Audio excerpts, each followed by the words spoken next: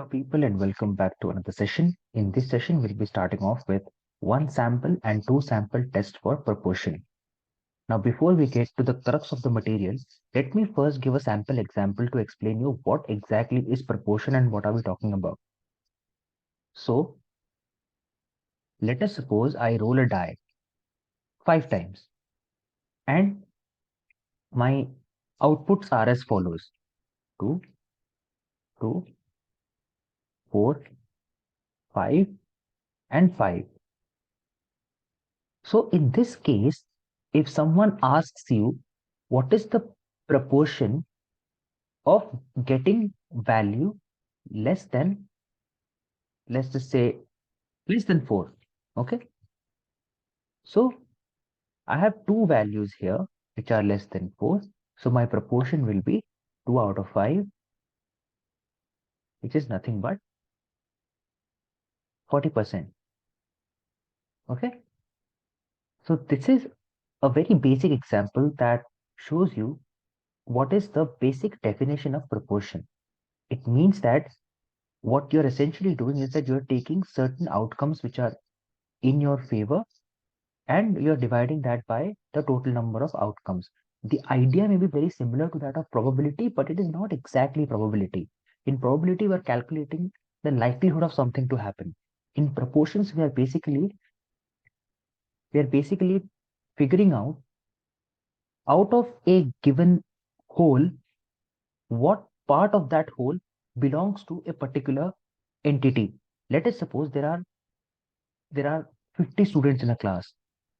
Those 50 students can be either male or female. So when someone asks you what is the proportion of male students, so proportion of male students will be the total number of male students upon the total number of students in the class.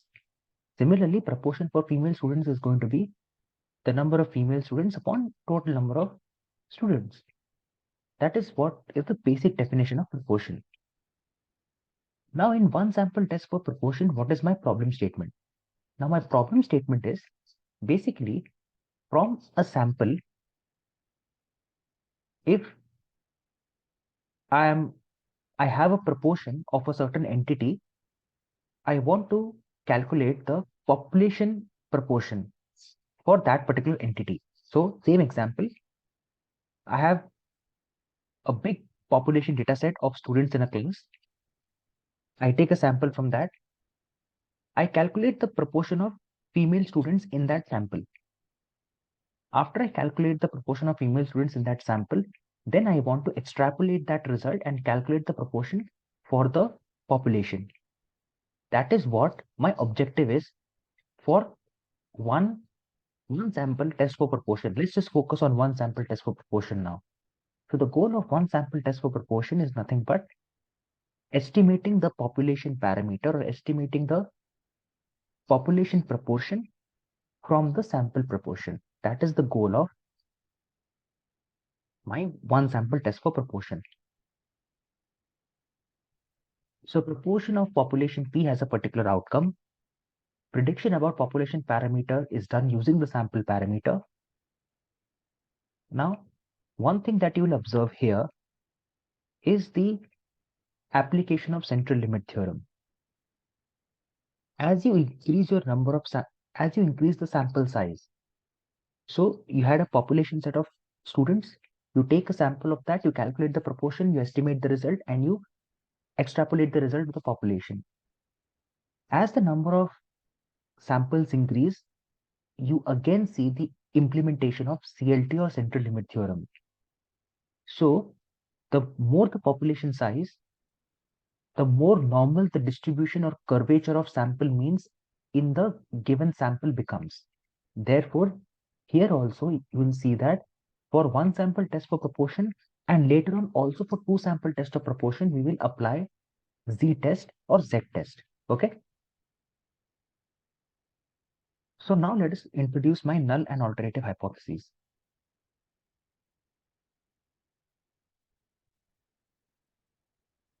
So for my one sample test of proportion, my null hypothesis is that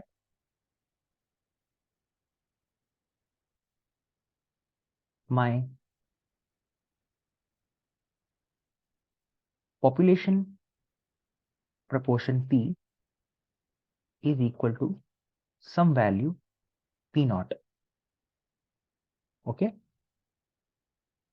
And my alternative hypotheses can change depending on the nature of the question.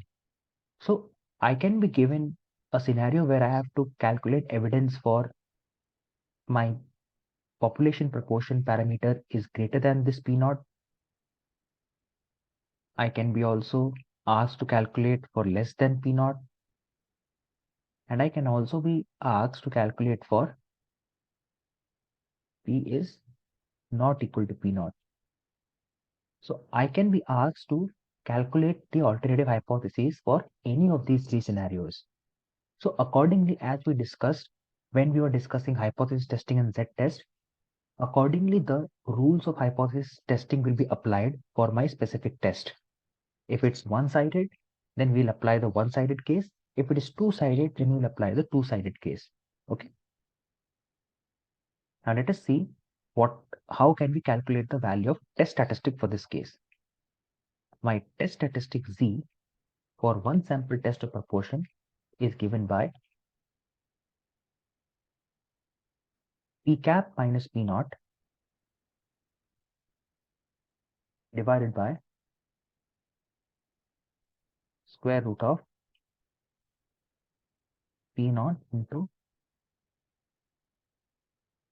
1 minus P naught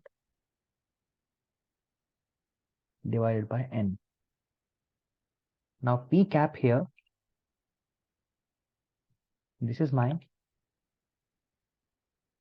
sample proportion. P naught is the initial value that I assigned during null hypothesis. And this P naught is the same, and this is number of samples, which is N. This is my test statistic. This test statistic gets compared to the critical value at alpha level to either accept or reject the null hypothesis. Now, before I move any forward, let us take a basic example to understand what I'm really trying to say. We're interested in estimating the proportion of children in the county that are vaccinated for measles. We suspect that it may be as low as 80%. A random sample is taken of 100 children from the county. Of those sampled, only 70 are vaccinated. Formally test if the proportion of vaccinated children is different than 80%. So,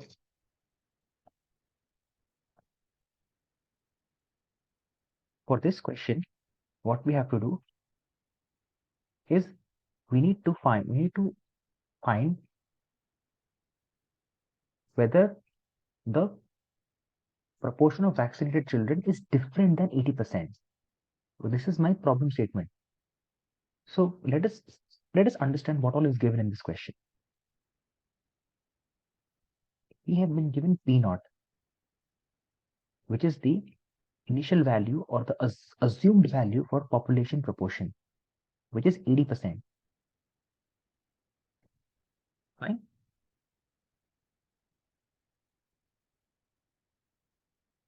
We have also been given the sample size N and the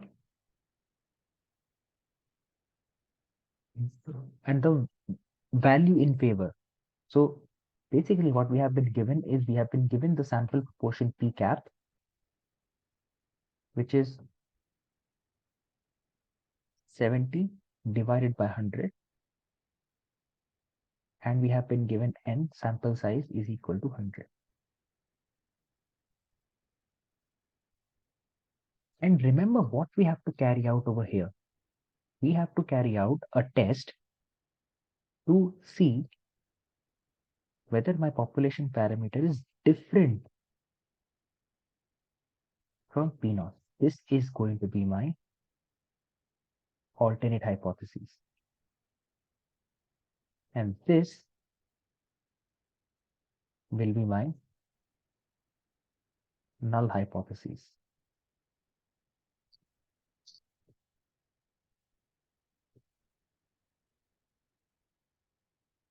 So Let us go ahead and let us calculate our test statistic. And after calculating our test statistic, let us calculate our critical value.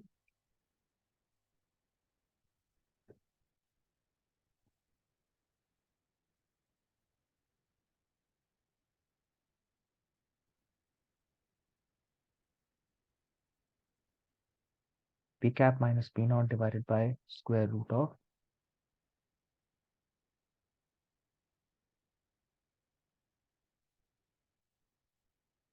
P naught into 1 minus P naught divided by N. This is going to be equal to, so my P cap is 7.7.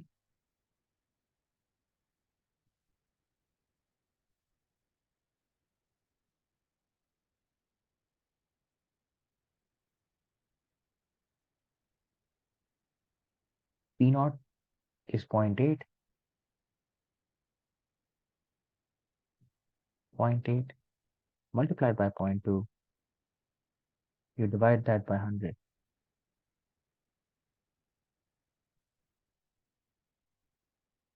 So this is going to be minus 0.1 divided by, so 0.8 into 0.2 is going to be 0.16, which is the square of 0.04, 0.04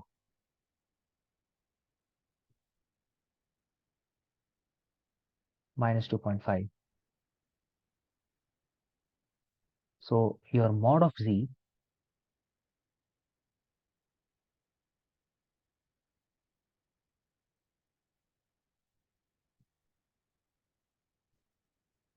is equal to 2.5.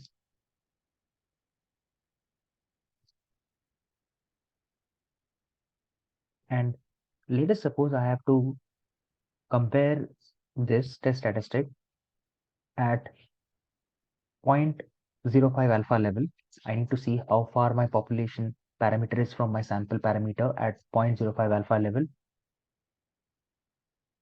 I have to calculate my z statistic value for that. And the way I calculate my z statistic, my critical z value for that is going to be through, because this test, if you can see here, this test is a two-sided z test. So I have to use Q norm. I have to put 0.975 and I get 1.96. So after doing all calculations, I get Z critical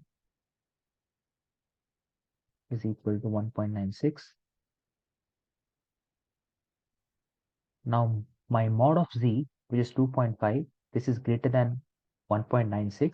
It means that I have sufficient evidence to reject my null hypothesis. So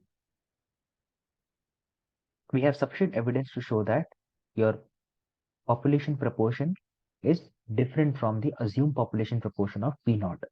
Okay. This is how you do a sample hypothesis testing problem on one sample test for proportions. Taking the discussion forward, if I have to introduce my confidence interval in this particular scenario, like we have done in all previous examples.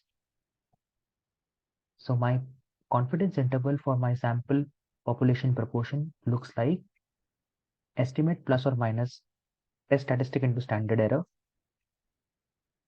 Let's do that. I'm sorry, I didn't say the formula correctly. Let me write it down.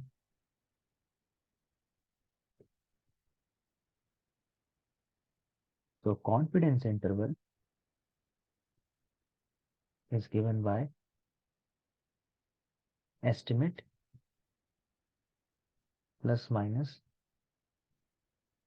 critical value of z into standard error.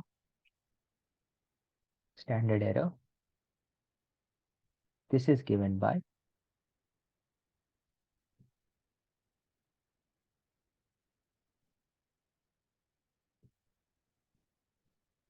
minus P cap divided by N. All right. So let us calculate this.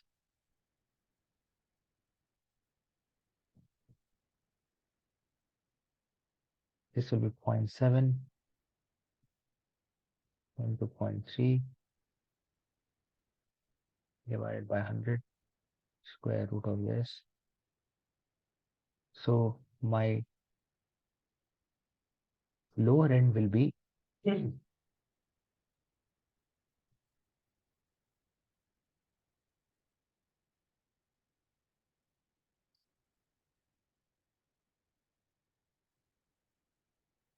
0.7 plus and minus. My critical value came out to be 1.96 into, let's calculate this value.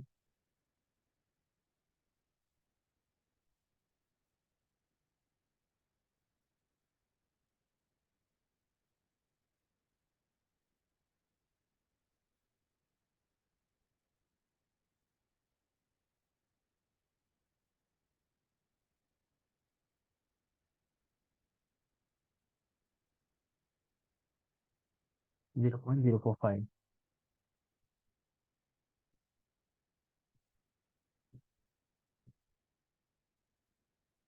So let us put that entire thing in calculation. 0.7 plus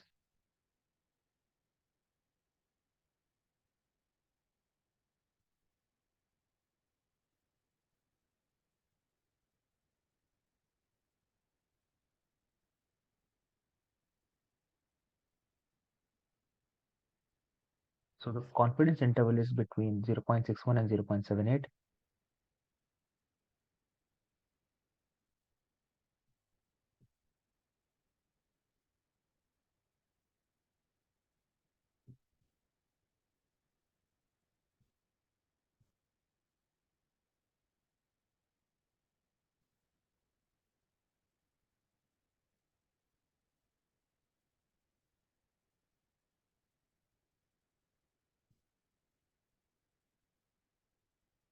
So this is right here my confidence interval for my sample proportion parameter, and as you can see, 0.8 lies beyond this range. Therefore, we can go ahead and justify that we have enough evidence to suggest that our population parameter is different from 0.8. Now, this is how you do one sample test for proportion. Now, let us go ahead and discuss two sample tests for proportion. Now, for two sample tests for proportion, your approach to the problem is going to be exactly same as one sample test for proportion. Just that here,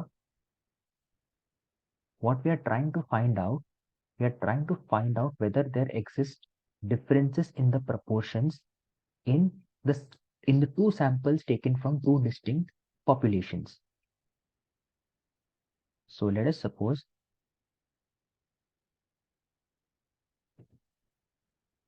we have two populations, P1 and P2.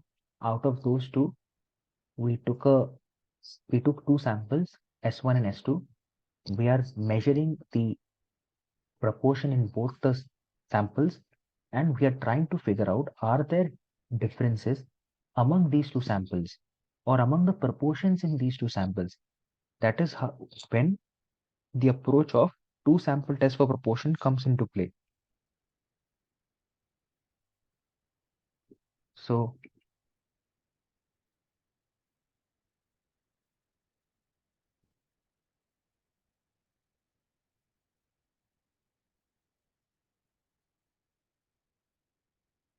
our null hypothesis is going to be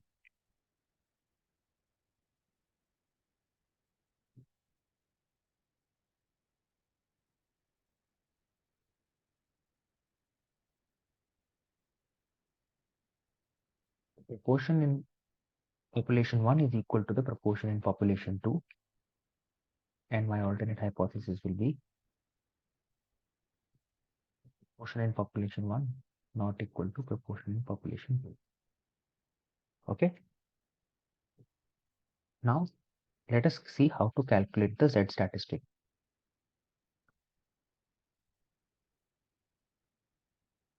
Z statistic is going to be the difference between the two samples that we have taken from the populations, the difference in the proportion of samples upon. Now this P cap out here, I'll come to this in a bit. This is the aggregate of the proportions from these two samples. N1 is the number of number of observations from sample 1. N2 is the number of observations from sample 2. P cap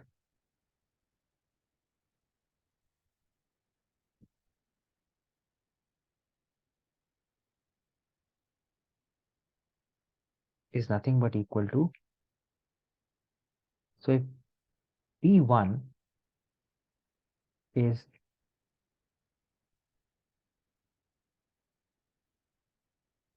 P1 cap is equal to, let me call this variable x1 by T1, where x1 is the basically outcomes in favor and T1 is the total.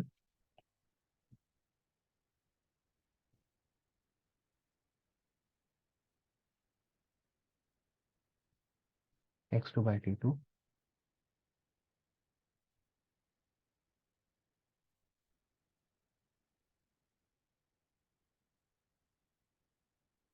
x1 plus x2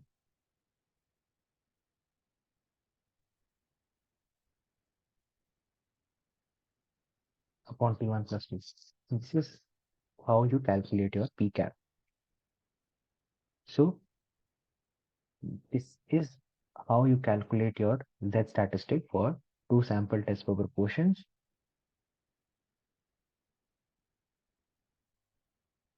And your confidence interval for the difference in the proportion in the two samples looks something like this. It's basically P1 cap minus P2 cap plus and minus the critical Z value into standard of error. Standard of error is basically P1 cap into 1 minus P1 cap upon N1 plus P2 cap into 1 minus P2 cap upon N2.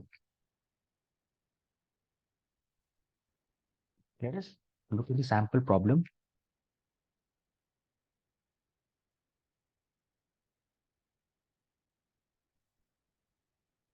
Let me go ahead and quickly remove this part.